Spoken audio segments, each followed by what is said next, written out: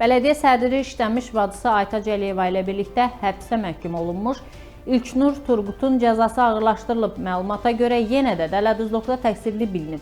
İşin maraqlı tərəfi odur ki, İlknur bu cinayəti əvvəlki işinə görə ev dustaqlığında olduğu müddətdə törədib. O, zərər çəkmiş Şirin Abbasovu avtoqəzaya görə 5 il 6 ay azadlıqdan məhrum edilmiş oğlunu azad edəcəyi vədi ilə aldadıb. Bu iş üçün Abbasov müxtəlif vaxtlarda İlknura 15.000 manat verib.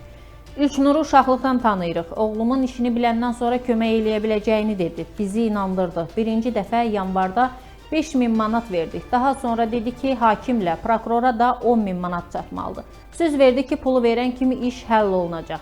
Həmin pulu da tapıb verdik. Pul alandan bir neçə gün sonra yenə də danışdıq. Dedi ki, lazımı adamlarla danışıb. Martın 23-ü oğlumu özü evə gətirəcək. Bu söhbətdən sonra isə daha onunla əlaqə yarada bilmədik. Nə oğlum azad olundu, nə də pulumuzu geri ala bildik.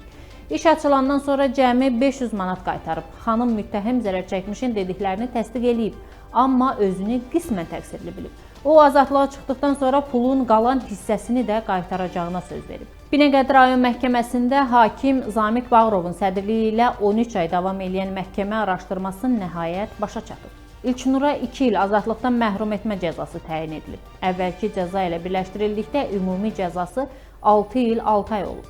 Zərər çəkmiş şəxsə vurulmuş ziyana görə qaldırdığı mülki iddia da qismən təmin olunub. Belə ki, təqsirləndirilən şəxsdən vurulmuş ziyana görə 14.500 manat tutularaq zərər çəkmişə verilməlidir. Mənəvi ziyanla bağlı iddia isə hələ ki əsasını tapmayıb. Qeyd edilək ki, İlknurun bacısı Aytac keçən il rüşvət alma, dələduzluq və sənəd saxtalaşdırma cinayətlərinə görə 7 illik həbsə məhkum olunub.